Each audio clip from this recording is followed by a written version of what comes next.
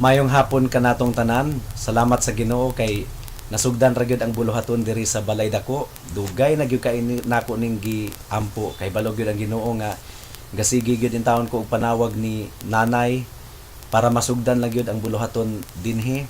Unya ang mga kaigsuonan pud namo diri mga kaigsuonan nato diri sa Cavite sa Litran Covenant Bible Church.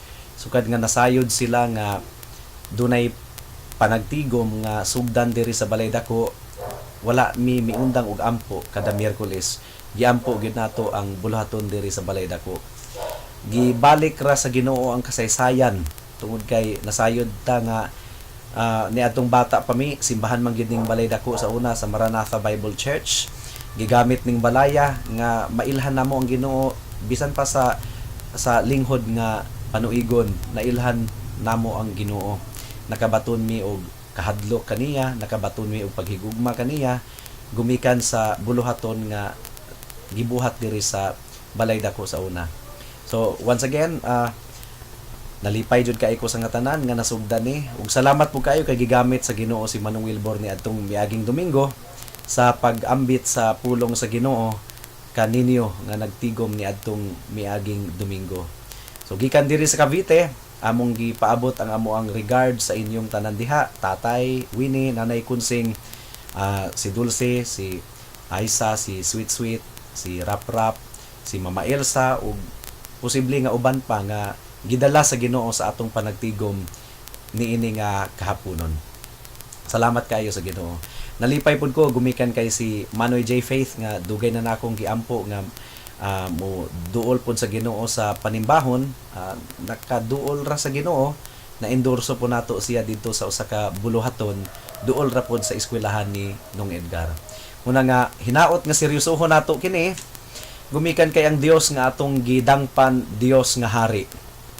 Kung mo adto magani ta sa balay sa mayor, mag-ilis ta og tarong, unya magbehave ta og tarong, samot na sa balay sa Ginoo.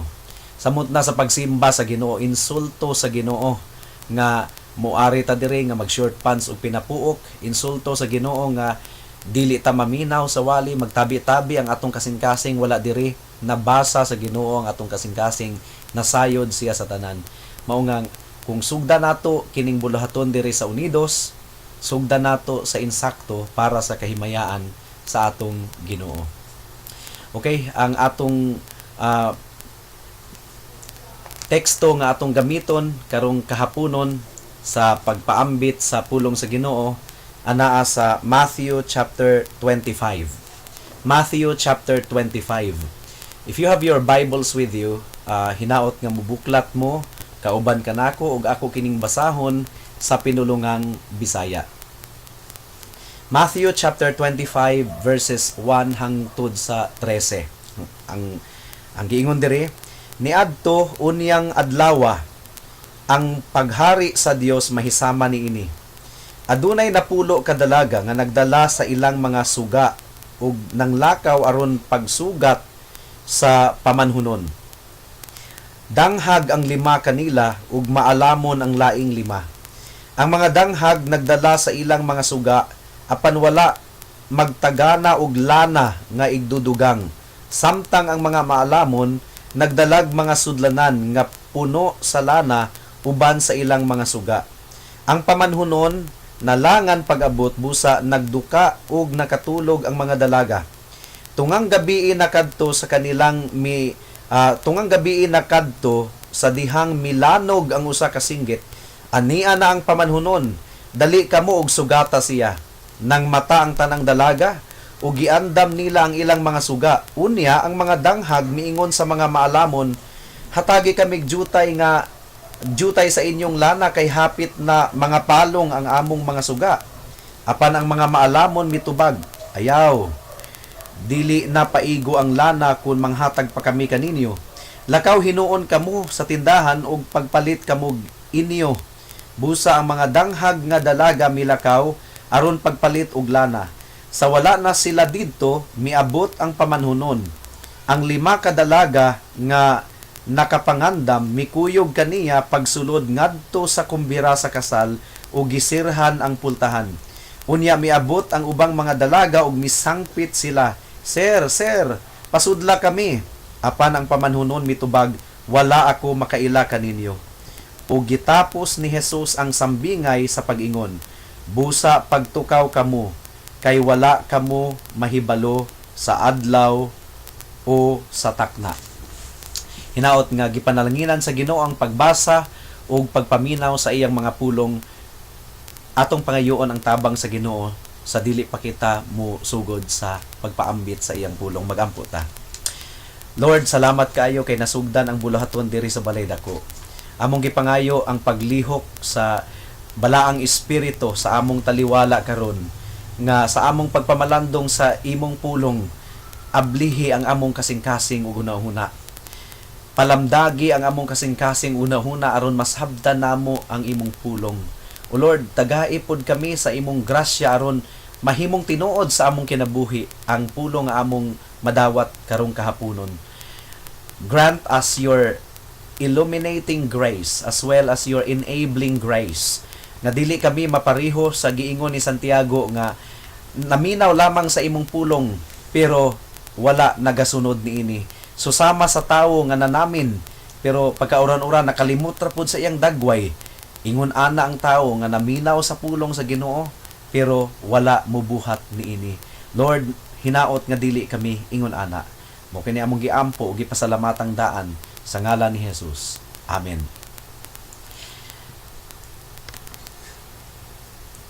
Ang pangutana nga kinahanglan nato tubagon karong kahaponon mao kini: tinuod ba kita nga Kristohanon? Daghang mainsulto ni ini nga pangutana gumikan kay basin og gahuna-huna nga ngano man kang mangutana man ka kung tinuod ba ko nga Kristohanon. Dugay na kaay ko sa pagpangalagad sa Ginoo. Sukad pa sa bata ko nagasimba nako. Dili na mo i-isyu. Ang isyu, mga kaigsuunan, tinuod ka ba nga Kristohanon sumala sa description sa Biblia sa usa ka Kristohanon? Nagmatch ba ang atong kinabuhi sa giingon sa Biblia nga kinabuhi sa usa ka Kristohanon? Pwedeng ilaro nato ang atong kaugalingon o kumbensihon nato ang atong kaugalingon nga kita Kristohanon pero dili di ta tinuod nga Kristohanon atubangan sa Ginoo. Mo nga ang atong pagpamalandong karon hinaot nga ablihan sa Ginoo ang atong kasing-kasing aron makita nato ang tinuod nga kahimtang niini. Now sa parable nga sumbingay nga atong pagahisgutan niining kahaponon, usa kini kasumbingay nga gihatag sa Ginoo isip kabahin sa iyang pagwali. Kay ang Matthew chapter 24 ug 25 mo kini ang taas nga sermon sa Ginoo. Nagwali ang Ginoo aron i-describe ang iyang pagbalik, aron i-describe ang gingharian sa Ginoo nga umaabot. So this is part of the greater body of sermon, Matthew chapter 24 and 25, that talks about the second coming of the Lord Jesus Christ. Dunay duha ka bahin ang atong pagpaambit sa pulong sa Ginoo niining kahaponon. Unang-una, atong sabton kadtong mga dalaga nga danghag, the foolish virgins. Tungod kay kini sumbingay, simbolo kadtong 5 ka babaying danghag, 5 ka dalagang danghag. They are the things that do not argue through religion. Ikaduha nga atong panaghisgutan katong mga babaeng manggialamon, the wise virgins. They are the things, simbolismo katong 5 ka babaeng birhen sa tinuod nga Kristohanon. Katong 5 ka babaeng danghag, simbolismo kadto, simbolo kadto sa dili tinuod nga Kristohanon, nga gatuo nga sila Kristohanon pero dili tinuod nga Kristohanon. Diri makasentro ang atong pagpamalandong sa pulong sa Ginoo. Now, I want to suggest, my dear brethren, dunay 5 kabutang nga posible nga naa ni ana ang usa ka tawo pero dili day siya tinuod nga luwas. there are 5 things nga posible nga nabatunan sa usa ka tawo or makita sa usa ka tawo pero dili day siya pagpamatuod nga siya tinuod nga Kristohanon. Well, before nato i-explain, galisod na ko og Bisaya ha. Before nato i-explain ang parable of the 10 virgins, nindot mga kaigsuunan nga atong masabtan ang konteksto niini. Sumala sa akong giingon kaganina, ang parable of the 10 virgins is part of the larger section that has to do with our Savior's second coming. It includes the whole of chapters 24 and 25. At kini nga sermon, sometimes gitawag kini og the Olivet Discourse. Gumikan kay giwali kini sa atong Ginoo didto sa bundok sa Ulibo, bukid sa mga ulibo. Sa chapter 24, the Lord Jesus Christ speaks about the destruction of Jerusalem, na ang Jerusalem ma-destroy, ug nahitabo gyud kini ni adtong AD 70 na wasak ang Jerusalem. And anino kadto sa description sa pagbalik sa Ginoo nga i-destroy niya ang tanang mga butang sa ulahing mga adlaw. Ang chapter 25 dunay duha ka bahin. There are 2 parables gikan sa verses 1 hangtod sa 30, and then a detailed description of the final judgment sa verses 31 hangtod sa 43. Kung giabli ninyo ang Biblia karon, makita ninyo nga bukini ang division sa Matthew chapter 24 ug sa Matthew chapter 25. So all in all, ang duha ka kapitulo, chapter 24 ug chapter 25, nagahisgot ka na sa ikaduhang pagbalik sa atong Ginoo and the final judgment of all men. Ikaduha nga kinahanglan natong masabtan before na ako i-explain ang parable sa atong Ginoong Hesukristo. Ang picture nga gihatag sa Ginoo sa ato niini nga sumbingay, mahitungod kini sa kasal nga common ni adtong panahon sa atong Ginoong Hesukristo. Kining pulo ka mga dalaga, mga maid of honors ni sila or mga bridesmaids nga gapaabot sa lalaki nga ikasal, gumikan kay sa ilang kustumbre sa unang kapanahona, sa unang panahon, sa ilang kultura. Adunay mga dalaga nga magpaabot sa lalaki nga kaslunon. I-escort niini nga mga dalaga ang lalaki padulong sa balay sa babae. Gabii kadalasan gibuhat ang kasal sa una. So i-escort sa maid of honor or bridesmaids ang lalaki nga ikasal, ang kaslunon nga lalaki. Doon na sila'y bit-bit nga mga sulo or doon na sila'y bit-bit nga mga suga. Doon na sila'y bit-bit nga mga lampara. Seremonyas gyud ni sa atong kapanahunan karon kung magpaso ta, simbahan raman mo ipasuhan. Pero sila gikan pa sa gate sa syudad, tagbuon ang lalaki, iskurtan sa mga dalaga padulong sa balay sa babae nga pangasaunon. Ang mga bridesmaids ang mukuyog sa lalaki nga kaslunon. Doon na sila'y dala nga mga suga. Now, sa verse 10,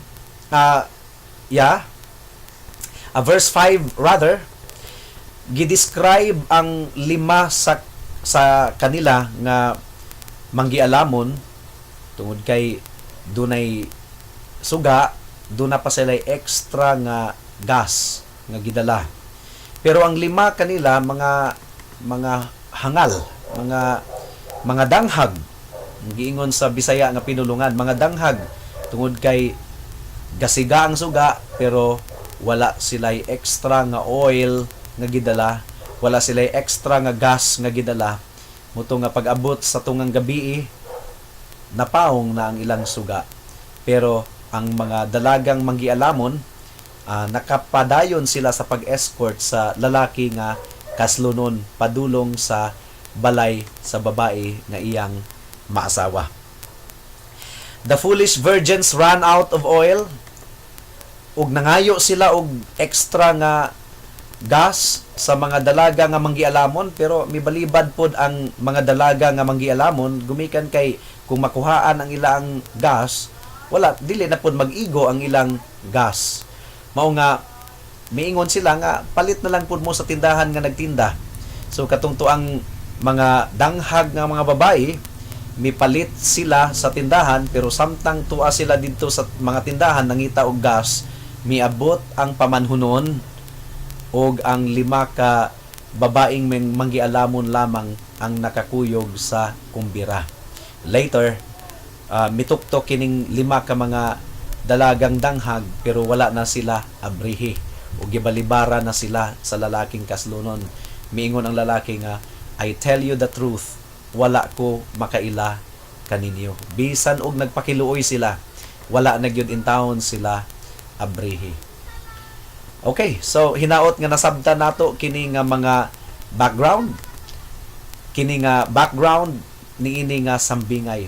Pero tungod kay sumbingay kini mga kaigsuonan, I don't think nga wise para sa atoa nga buhatan nato og meaning ang matag bahin niini nga sumbingay. That would make it an allegory. Pero ang sumbingay dili man na siya allegory. Ang allegory kaning mga simbolismo.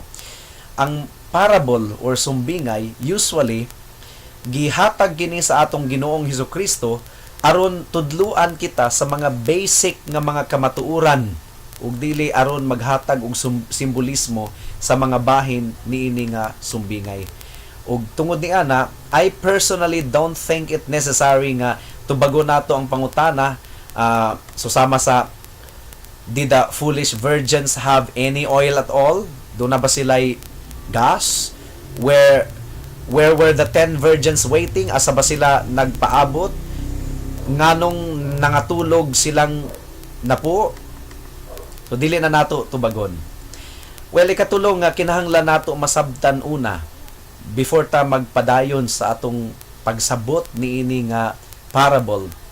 Unsay purpose sa Ginoo nganong gihatag niya kini nga parable? Unsay purpose? Well, klaro man kaayo ang purpose sa Ginoo sa verse 13. Ug gitapos ni Jesus ang sambingay sa pag-ingon, busa pagtukaw kamo kay wala kamo mahibalo sa adlaw o sa takna. Ang purpose di ay nganong gihatag sa Ginoo kini nga sumbingay aron kita mahimong andam.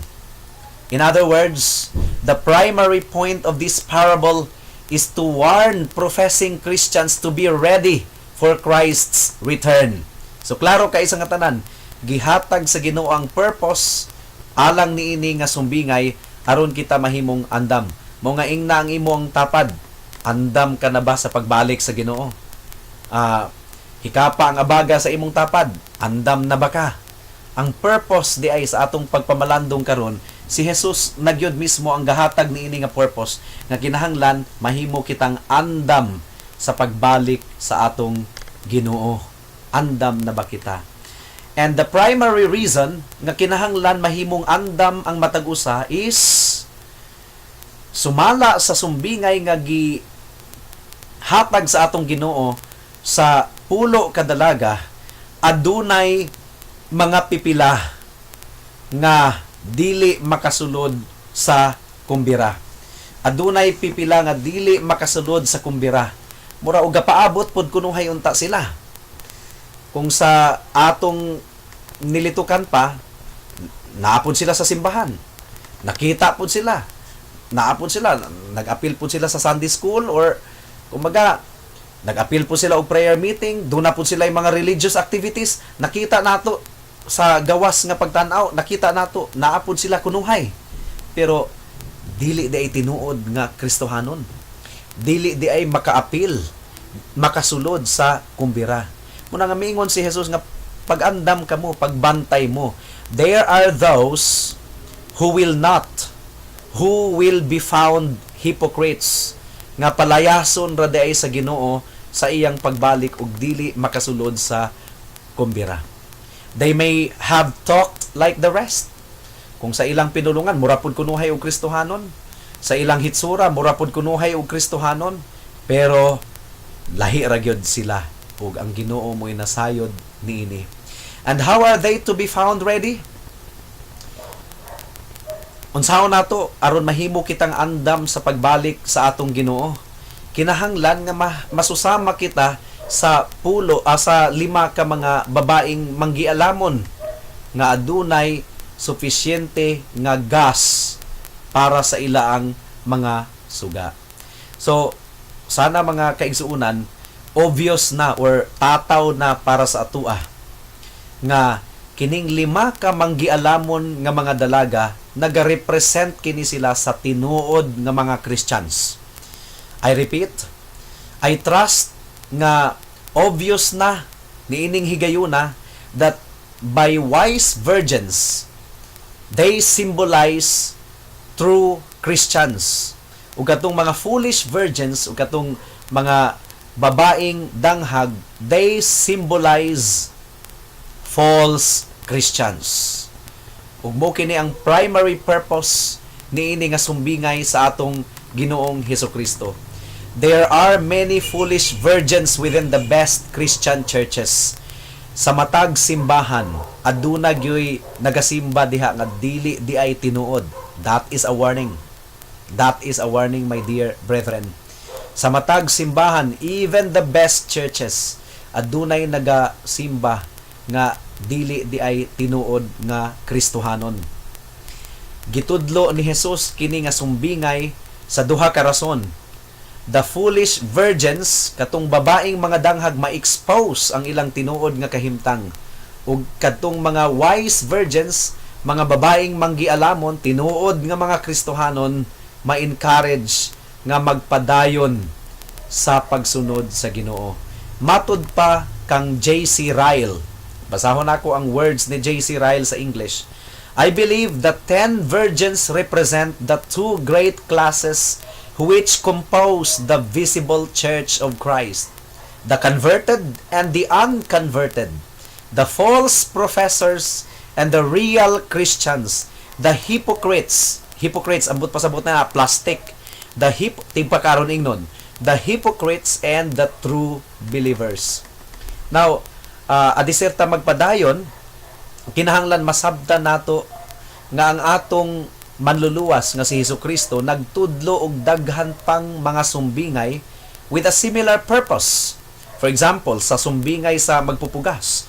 Remember, yung sumbingay sa magpupugas, dunay binhi nga nahulog sa dalan nga tuka rapon sa mga langgam ug nawala. Dunay mga binhi nga nahulog sa kabatuan, dunay mga binhi nga nahulog sa kasagbutan, ug dunay mga binhi nga nahulog sa tambok nga yuta.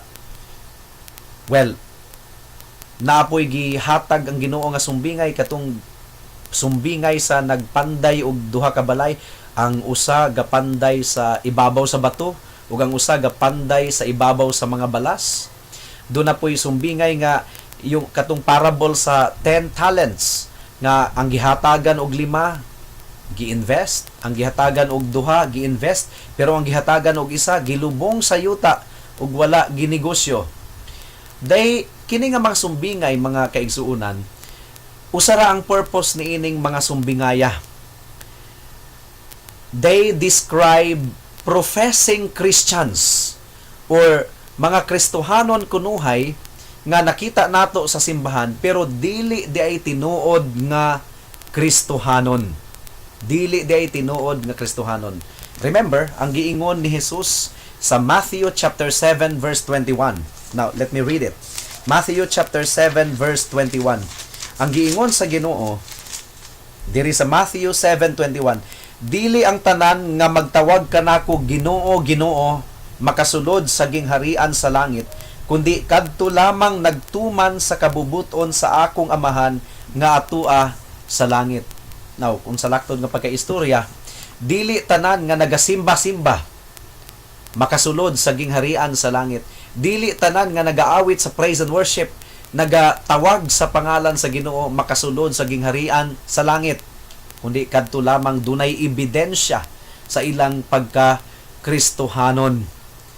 Now, si Jesus, wala lang siya nagtudlo pinaagi sa mga sumbingay, kundi nagtudlo po siya sa tataw nga mga pinulungan nga gidescribe ni Jesus ang false Christianity, ang peke nga mga Christians, dili tinuod nga mga Kristohanon.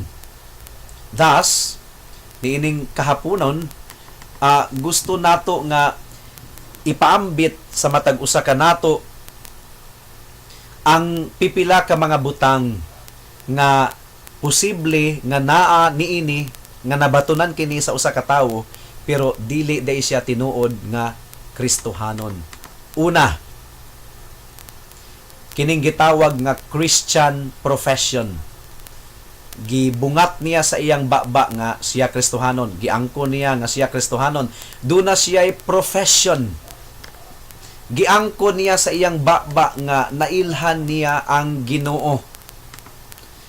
A person professes that he is a Christian tungod kay sa bata pa nag-aapil siya DVBS or nabautismuhan siya or miyembro siya sa usa ka Christian church. Mga kaigsuunan, kinahanglan nga masayra nato nga ang usa ka tawo pwede nga mabautismuhan. Pwede. Ang usa ka tawo pwede nga mahimong miyembro sa usa ka tinuod nga iglesia. And yet magpabilin nga dili niluwas.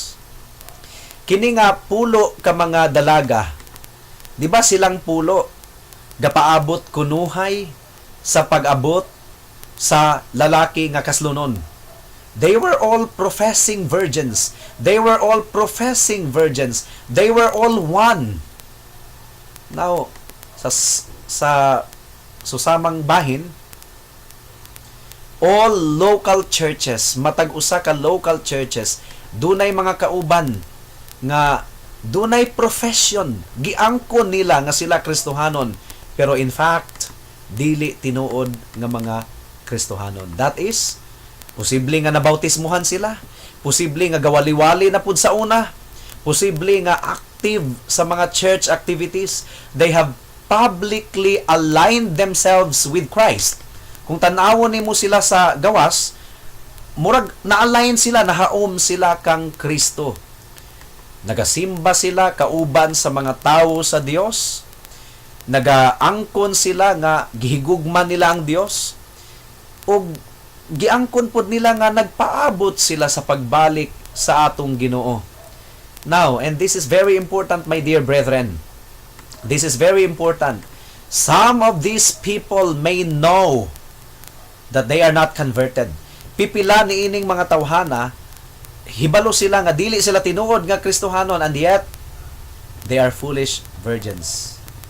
Unsay giingon sa Matthew chapter 7 verse 22 to 23. Ang giingon diri, niadtong adlaw daghan unya ang moingon kanako, Ginoo, dili ba nagsangyaw man kami sa mensahe sa Dios? Naghingilin sa mga yawa ug naghimog daghang mga milagro pinaagi sa imong ngalan? Apan ingnon ko unya sila, wala ako makaila kaninyo, mga makasasala, pahawa kamo. Di ba hadlo kayo sa nga tanan, mga kaigsunan? Hadlo kayo. Let me clarify. Samtang ikaw posible nga usa ka miyembro sa simbahan, while you can be a church member and not a Christian, samtang posible di ay nga mahimok kang church member pero dili day tinuod nga Kristohanon, dili pod ka tinuod nga dili pod ka Kristohanon pero i-reject nimo ang church. Tungod kay ang church lawas ni Kristo. Daghan magong mga tawo nga muingon nga dili na importante ang simbahan. Basta importante nakaila ka sa Ginoo. Si Kristo ang ulo sa iglesia. Ang iglesia mao ang iyang lawas. Pwede ba nga ang kuno nimo si Kristo pero imong isalikway ang iyang lawas? You can be a church member and yet you are not a Christian. But you cannot be a Christian and yet you will reject the church. No, that could not be. We live in a day nga ang church giisip sa mga tao nga optional. Pwedeng wala ra. As if pwedeng maangkon nimo si Kristo isip ulo, pero bulag siya sa iyang lawas. Dili po na siya tinuod, mga kaigsuonan. Dili na siya insakto. A person with little if any interest in the church is at best a poor Christian and is at worst a false Christian. Kung usa ka tawo walay interest sa iglesia or sa simbahan, well, kanang tawhana basin og dili na siya himsog nga Kristohanon, or basin baka dili siya tinuod nga Kristohanon. Tungod kay ang tinuod nga Kristohanon nga nakaila ni Kristo isip ulo sa iglesia, dili gyud siya mubulag sa mga katawhan sa Ginoo. Dili gyud siya mubulag sa mga sa iglesia sa Dios, sa church, dili gyud siya mubulag. These foolish virgins, kining 5 ka mga babaeng danghag, wala sila'y lana, wala sila'y gas sa ilang mga suga. Pero kining 5 ka babaeng danghag, kauban sila sa mga babaeng manggialamon. Kauban sila. Nakita sila nga kauban, pero dili sila tinuod nga Kristohanon. Well, ikaduha nga posible nga nabatunan kini sa usa ka tawo, pero dili daig gihapon siya tinuod nga Kristohanon, kining gitawag nga orthodox theology or insakto nga doktrina. Well, dili day tanang gabaton sa tinuod nga doktrina, tinuod nga Kristohanon. Kay posible di ay nga usa ka tawo taman ra sa utok ang iyang doktrina, pero dili gyud day siya tinuod nga Kristohanon. Nasabdan lang niya ang tinuod nga doktrina sa iyang utok lamang, pero dili siya tinuod nga Kristohanon. Basahon nato sa Matthew chapter 25 verse 11. Insakto ang doktrina ni ining mga babaeng danghag. Ang giingon diri sa Matthew 25 verse 11, unya miabot ang ubang mga dalaga ug misangpit sila, Ginoo, Ginoo, pasudla kami. You see? Gitawag nila si Kristo nga Dios. Gitawag nila si Kristo nga Ginoo. But pasabot, dili tawo si Kristo lamang, kundi Ginoo siya. Tama ang ilang doktrina. Doktrina mahitungod sa pagkaginoo ni Kristo. Well, ang mga iglesia ni Manalo, dili sila nagatuo nga si Kristo Dios, kay tawo lamang. Pero kining mga babaeng danghag, insakto ang ilang doktrina. Ilang gituuhan nga si Kristo Ginoo. Gitawag nila si Kristo nga Ginoo. Pero gibalibaran gihapon sila ni Kristo. Wala sila pasudla sa kumbira. In other words, posible di ay nga ang usa ka tawo makabaton sa tinuod nga doktrina, insakto nga doktrina, nasabtan niya kini sa iyang utok lamang, pero dili day siya tinuod nga Kristohanon. Remember, gibasa nato kanina in Matthew 7:21. Not everyone who says to me, Lord, Lord, shall enter the kingdom of heaven, but he who does the will of my Father in heaven. Ang buot ipasabot niini, dili tanang tawo nga makabatbat og insakto nga doktrina makasulod sa langit.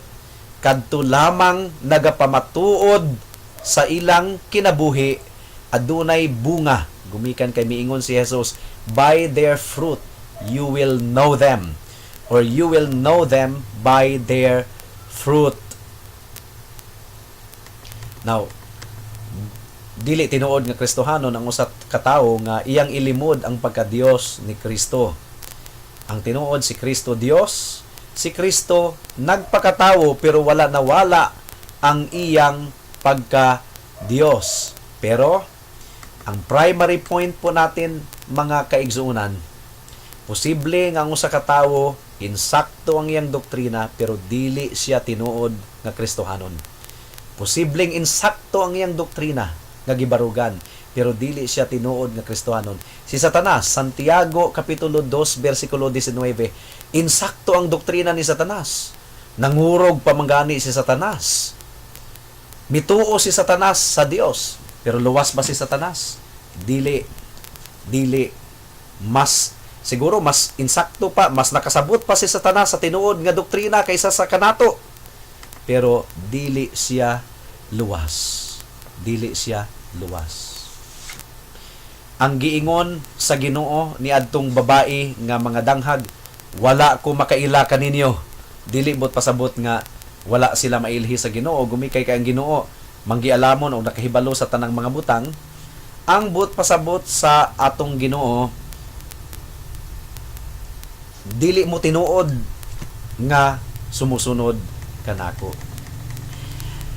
These foolish virgins knew much about God. But my dear friends, they did not know God, and neither did God know him. 2 Timothy chapter 3 verse 7. Ikaduhang Timoteo kapitulo 3 versikulo 7. Ang giingon diri, naningkamot kining mga babayhana nga makakaton apan dili gayod sila makasabot sa kamatuuran. Well, adunay mga tawo nga nakakaton kunuhay sa insakto nga doktrina pero ang kamatuuran wala nila masabti, wala nila kinabuhi. 1 Corinthians chapter 13 verse 2.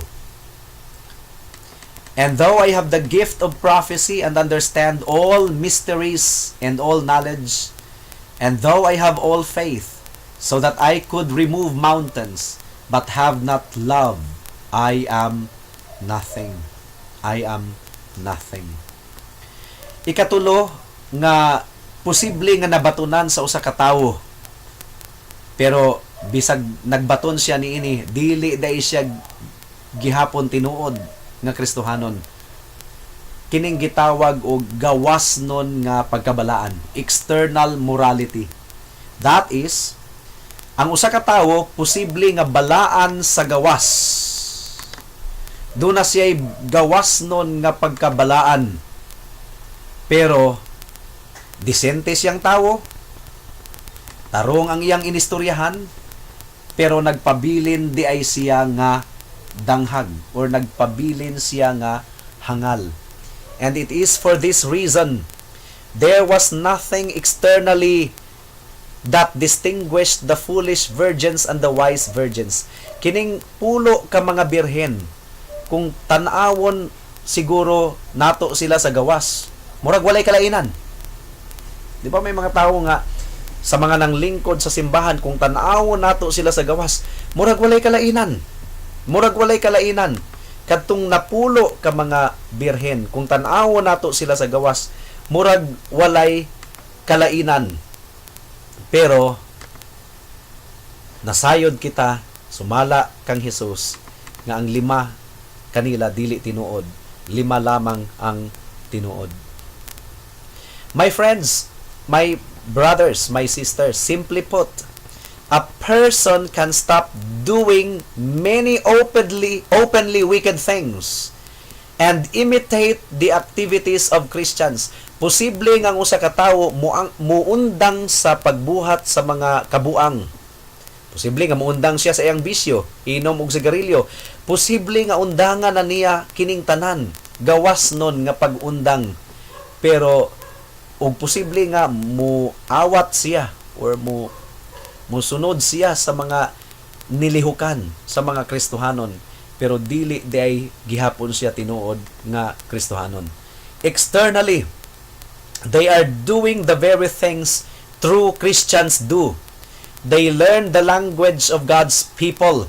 They sound and act like Christians. Murag tinuod nga Kristohanon ang ilang nilihukan ug inistoryahan. They can even pray very eloquently. Posible nga, hibalo silang muampo kung paampuon nimo sila. Some even have apparent gifts. Pero ang giingon ni Jesus sa Matthew 7:22-23, many will say to me in that day, Lord, Lord, have we not prophesied in your name, cast out demons in your name, and done many wonders in your name? And then I will declare to them, I never knew you. Now, I can further illustrate this in Judas Iscariot. Si Judas Iscariote, di ba? Kauban kauban si Judas ni Jesus. Kauban gani si Judas nga nagbuhat og milagrosong mga butang. Kauban si Judas. Kauban si Judas. Naka-perform po siya og milagroso nga mga butang. Pinaagi sa gahom sa atong Ginoo. Katong miingon si Jesus nga usa kaninyo magbudhi kanako. Wala biya sila milingi sila kang Judas nga wa gyud nila mahibaw nga si Judas da ito. Wala. There is nothing in the Bible nga pag-ingon ni Jesus nga sultihan ko kamo usa kaninyo ang magbudhi kanako. Ang ilang mga mata wala biya gyud in taon nagdungan og lingi kay Judas. Wala. Galibog sila kung kinsa. Miingon sila nga, Lord, ako ba? Ako ba? Nganong wa man nila matumbok si Judas nga mo ay mubudhi ni Jesus. Buot pa sa buot ni ini, si Judas balaan tanawon sa gawas. Dili kadudahan. Dili kadudahan si Judas. Murag sincero siya nga alagad sa atong Ginoo. He acted and he sounded and he looked just like the other disciples. Now, kining 5 ka mga danghag nga babae, kung tan-awon nimo sa gawas, mura sila og tinuod nga mga Christians. Kauban pud sila sa mga babaeng manggialamon. Pero in the end, nahibaw-an nato nga dili dai sila tinuod nga Kristohanon. Muna nga, pamalandungan nato ang atong kaugalingon, mga kaigsuonan. Pamalandungan nato ang atong kaugalingon. Tinuod ba gyud ta nga Kristohanon?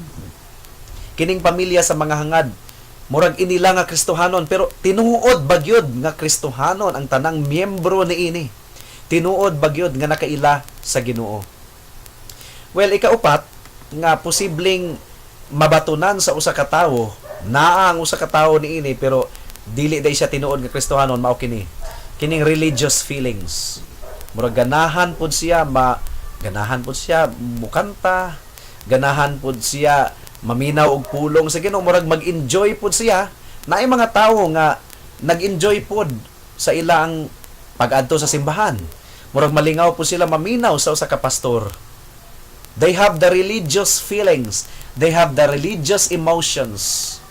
Pero pareho sila sa giingon sa Ginoo kang Ezekiel nga ang giingon sa Ginoo kay Ezekiel, Ezekiel, ikaw murara kag artista para kanila. Ganahan silang maminaw sa imo ang wali. Pero wala sila nagatuman niini. Now dunay mga tawo nga mag-enjoy pod maminaw og wali. Pero wala nagatuman sa pulong sa Ginoo. Nag-enjoy lang sila. Now, doon na po yung mga tao nga posibleng nag-enjoy, maminaw ni Pastor Jeremiah nga muwali. Pero pagkahuman sa wali, murag wala lay wali nga nadunggan. Gikalimtan ug wala gituman sa iyang kinabuhi. Ikalima og katapusan nga posible nga naa ang usa ka tawo niini pero dili day siya tinuod nga Kristohanon. Kining pagbati nga naguol, sorrow, naguol. Posible day nga naguol ang usa ka tawo pero dili siya tinuod nga Kristohanon.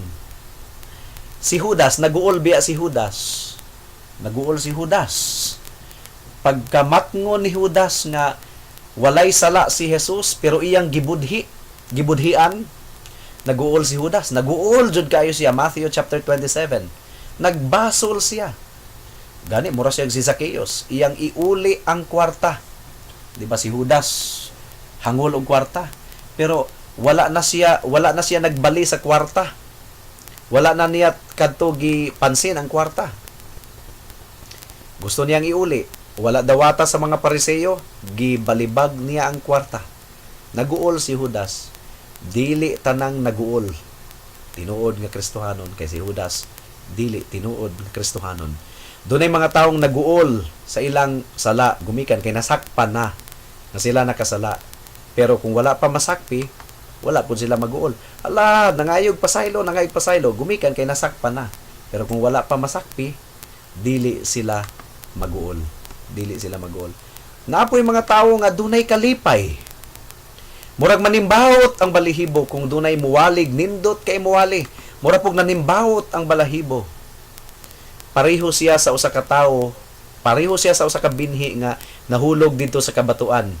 Nga dali ra kayo mitubo kay mabaw ra man ang yuta, pero pag sikat sa adlaw, pag tutok sa adlaw, nalawos ra pud dayon. Dunay mga tawo gi-explain biya ni Jesus ang buot pasabot ni adto. Dunay mga tawo nga excited maminaw sa pulong sa Ginoo, napay luha-luha, napay pahilak-hilak. Pero pag-abot sa mga bagyo sa kinabuhi, pag-abot sa mga pagsulay, miatras ra po dayon, dili tinuod nga Kristohanon. In other words, mga temporary believers, muraog magtotoo pero dili tinuod nga magtotoo. Well, pero gidawat ni ang pulong sa Ginoo nga dunay kalipay. Dunay kalipay. Gidawat ni ang pulong sa Ginoo nga dunay kalipay. Can have a joy and yet be a foolish virgin. A person can raise their hands in worship with tears. Napay pahilak-hilak. Tears of joy. Pero nagpabilin nga sama sa dalagang mga danghag. My dear friends, my dear family members, I've known many people who have wept tears of joy.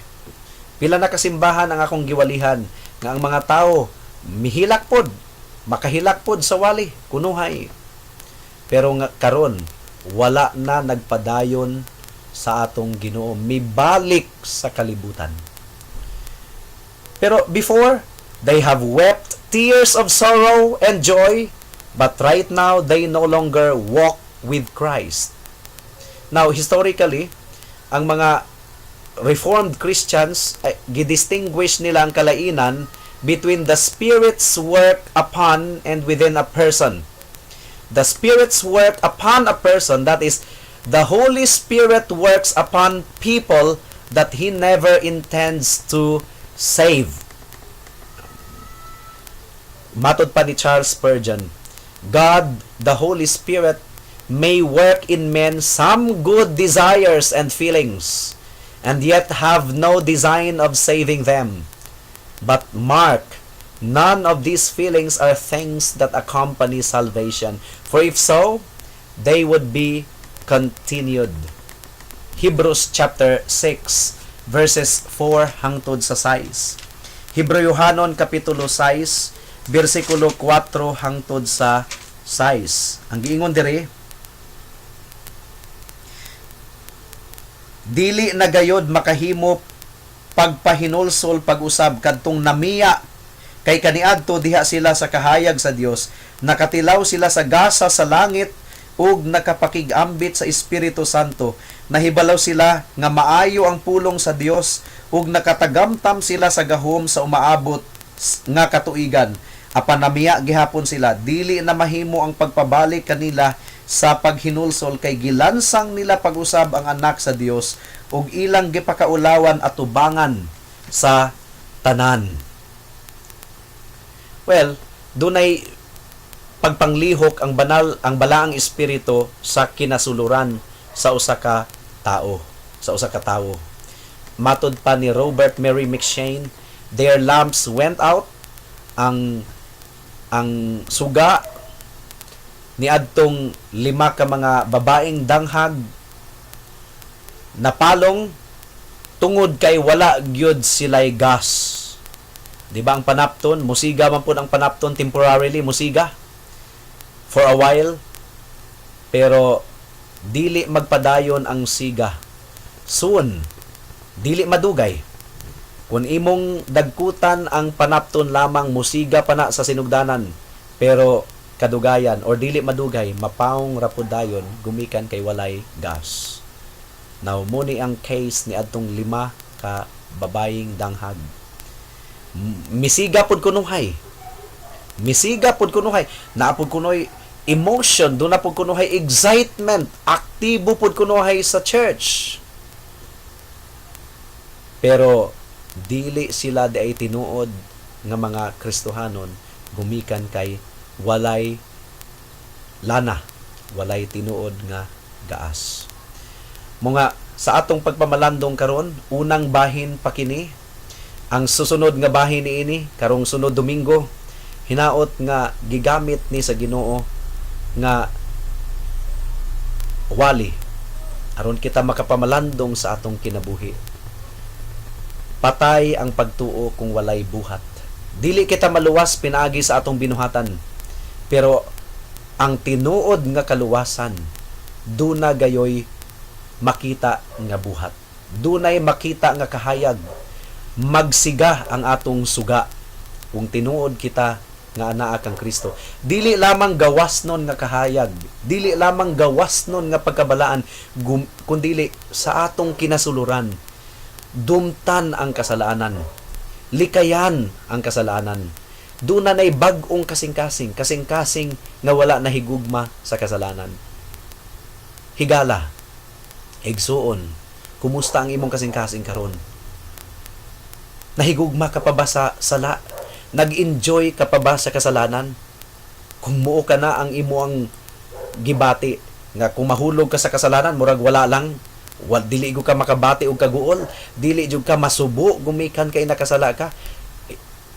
Instead, ang imong kasing-kasing ga-enjoy sa sala, nangandoy nga sana makabuhat kog sala nga walay gatanaw. If that is the case, ang imong kasing-kasing dili tinuod nga binago, dili tinuod nga luwas. Tungod kay ang tinuod nga giluwas, adunay lana, adunay kahayag, adunay bag-ong kasing-kasing. If anyone is in Christ, he is a new creation. Bugat kini nga mga pinulungan, pero mao kini ang kamatuoran. Ang atong Ginoo wala nag-joke, wala siya nagpakomedya. Ni adtong iyang gisulat ni adtong nahisulat kini sa 2 Corinthians chapter 5 verse 17. Wala nag-joke ang Ginoo. Namingon siya nga ang tinuod nga naa kang Kristo bag-ong mga binuhat. Basahon ako 2 Corinthians 5:17. Kay bisan kinsa nga nahiusa kang Kristo, bag-o na siyang binuhat. Ang daan miagi na ug ang bag-o miabot na. Baliktaron nato ni. Ang usa ka tawo nga wala pa nahiusa kay Kristo, nagpabilin nga daan nga binuhat. Kumusta ang imong kinabuhi? Igsuon, kumusta ang imong kinabuhi? Higala. Hinaot nga ang balaang espiritu nagatandog sa atong kasing-kasing karon, ug kun nakita nimo nga wala pa gyud ka di ay sa Ginoo, wala pa dili pa ka tinuod nga nahiusa sa Ginoo, all the while nagtuo ka nga Kristohanon ka pero dili di ay, dangop kay Kristo, duol kay Kristo. Kung ikaw moduol kang Kristo sa pagpaubos, pangayua nga ikaw tinuod nga luwason niya, salig nga ang dugo ni Kristo igo na aron hugasan ang tanan nimong sala. Walay mudangop kay Jesus nga iyang balibaran, ang tanan iyang dawaton. Dangop kay Kristo, tinuod nga pagdangop, tinuod nga pagdangop. Ug pangayua sa Ginoo nga Lord, himo akong tinuod nga bag-ong binuhat diha kang Kristo. Magampo ta. Salamat Ginoo sa mensahe ninyo nga napaambit ni ining hapuna. Among gipangayo nga ang balaang espiritu mo'y nagagamit ni ini nga wali aron masusi namo ang among kasing-kasing. Gipangayo namo Ginoo nga tinuod ang kaluwasan nga giangkon sa matag usa. Ang tinuod nga kaluwasan nga aduna gayoy resulta sa pagkabalaan. O Lord, gamita ang buluhaton nga nasugdan dinhi sa balay dako aron maluwas ang mga wala pa kanimo. Mo kini among gipangayo sa pangalan ni Jesus. Amen.